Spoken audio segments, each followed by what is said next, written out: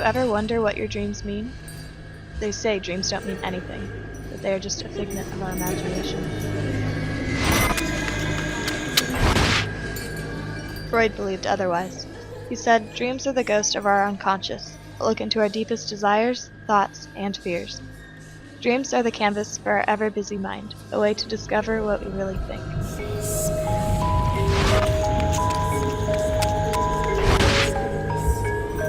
Dreams give us insight, but are we better off not knowing? The depths of our unconscious are dangerous, and once you delve in, you'll never know what you'll find.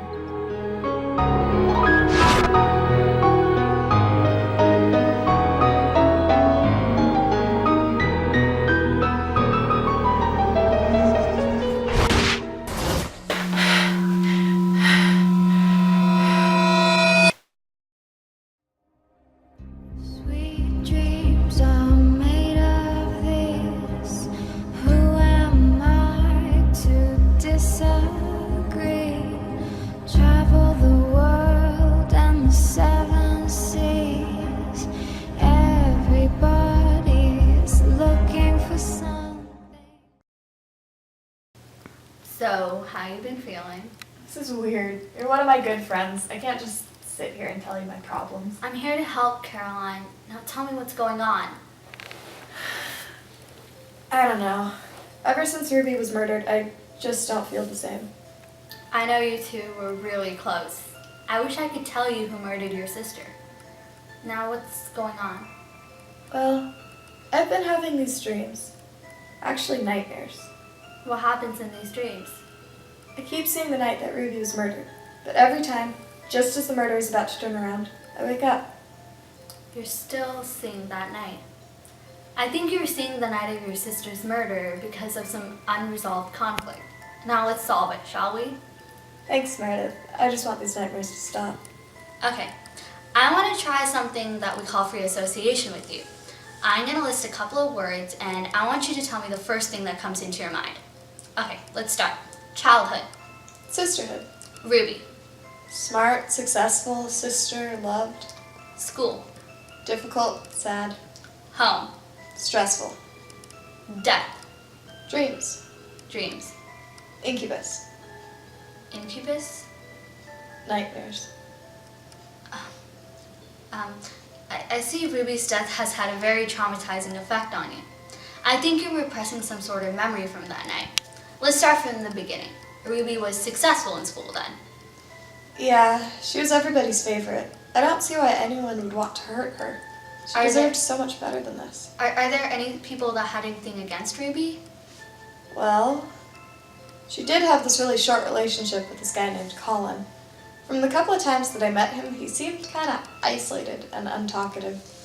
I don't know, he was shady, and Ruby didn't tell me a lot about their relationship. All that I know is that it wasn't a good one. Colin seems pretty suspicious. Well, it could also be Patrice. Patrice? Ruby mentioned her a couple times. Yeah, Patrice was this girl from our college days, but then she moved to Paris to join the art scene there. But why would Patrice want to kill Ruby? I'm not too sure what happened between the two of them, but I do know that they loathed each other. So it could either be Patrice or Colin, right? Yeah. Wait, no. There was this other girl, Viola. Viola and Ruby worked at the same theater company. Ruby always got the leads. But now that Ruby's out of the picture, Viola's been way more successful. Hey, I have an idea. If you want to find out who murdered your sister, I'll host a dinner party and I'll call over Colin, Patrice, and Viola. Maybe we can finally find out who murdered her. Thanks, Meredith.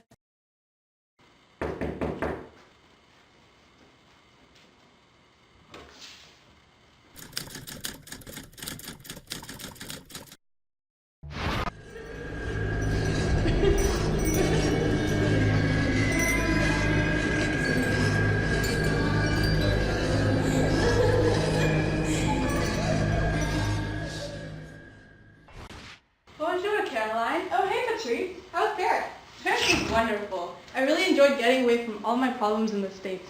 I also really like the art and literary scene in Paris.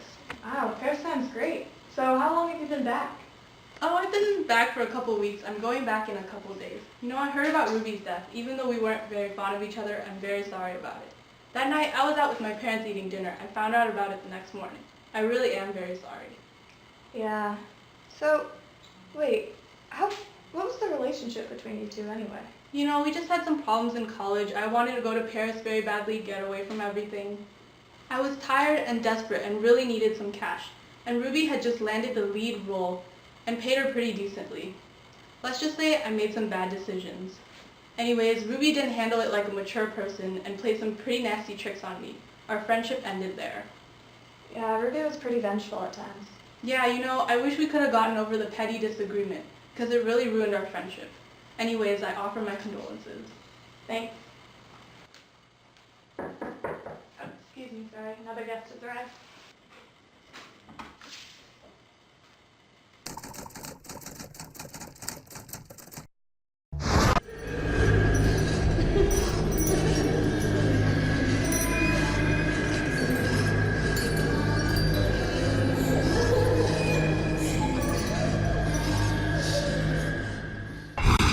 Oh, hey, Colin.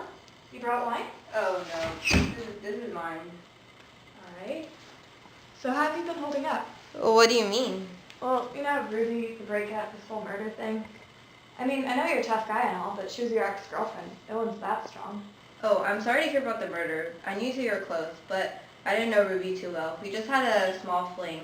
I wasn't looking to be in a relationship or anything like that.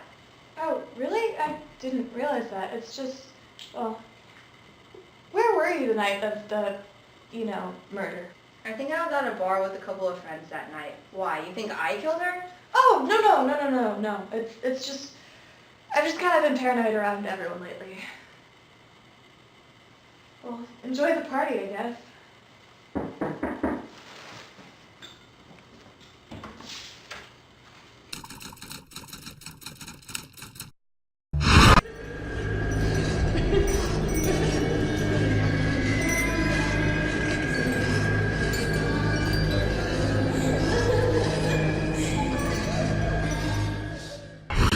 Hey, I love the short hair. Suits you. Thanks, I haven't seen her in so long. Then again, these parties all kind of blur together. Wow, you really know how to live it up, don't you? Thanks, yeah, you gotta live life up to the fullest. I'm proud of what I do. Hey, I have an opening to my play next week. You should totally come, I'll get you tickets. Oh, thanks. So, I assume you're the lead role. Well, I've been the lead role ever since Ruby, you know. I guess killing Ruby off meant that you got the lead roles. Are you accusing me of murder? That's the only thing that makes sense. I was at a play that night. I worked hard for my success. Yeah, Ruby was a little more successful than me, and yeah, I was jealous of her. But honestly, she was the one who motivated me to become a better actress.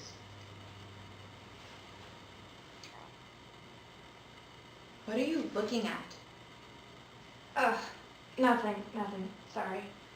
I just can't figure out who would do such a thing to Ruby. That's making me paranoid. Whatever. I don't need to sit here and take this accusation. Oh, and by the way, you can forget about those tickets.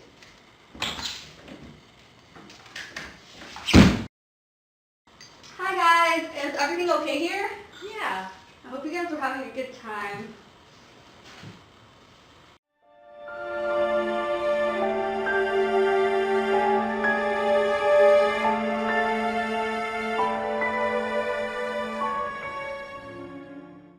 Thanks so much for coming, guys. Hope everything was alright. Thank you. Thank you. Bye. Caroline, how are you? How are the nightmares? Funny you ask. Actually, I've been having flashbacks of the nightmares, and it turns out that Viola, Patrice, and Colin weren't actually there at the scene of the murder. They all have alibis, and they really seem to mean it when they say they didn't do it. That's too bad. It finally seemed like we were getting somewhere. I guess I'll never find out who murdered my sister. I'm sorry.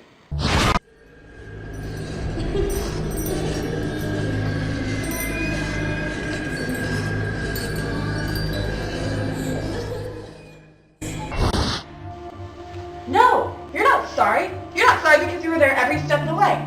You wanted Ruby's money just like Patrice.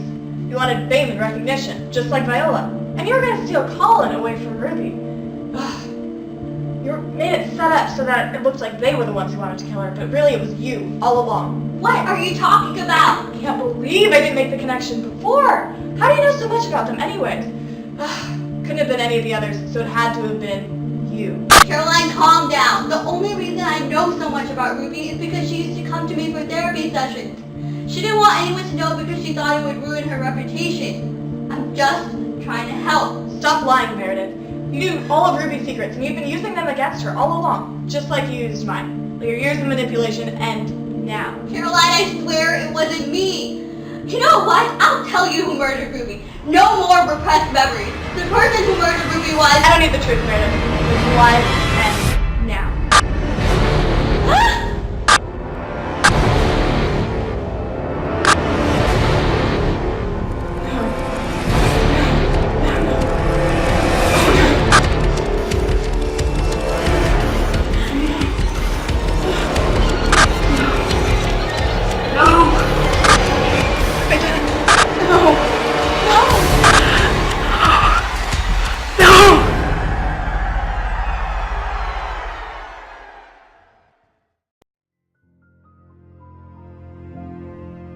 Our unconscious is our shadow self, following us everywhere, revealing our true intentions, our inner feelings.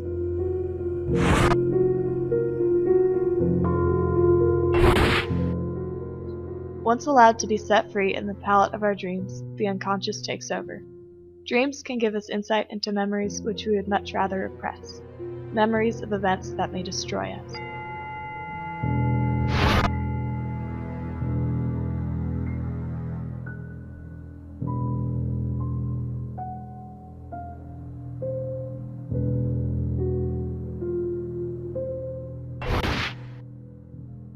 Along with our unconscious come all our repressed feelings, including the strongest of them all, fear and guilt. The fear of owning up to our actions and the guilt of committing a crime. Upon discovering the truth, fear and guilt can overwhelm us and drive us to unimaginable extremes.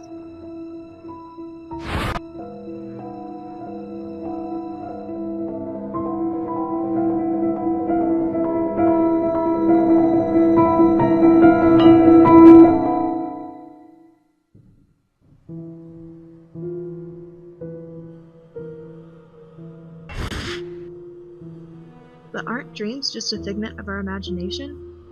Dreams can't do any harm. Dreams can't control us. Dreams can't destroy us. Dreams are not reality. Reality is what we wake up to every day. Or is it?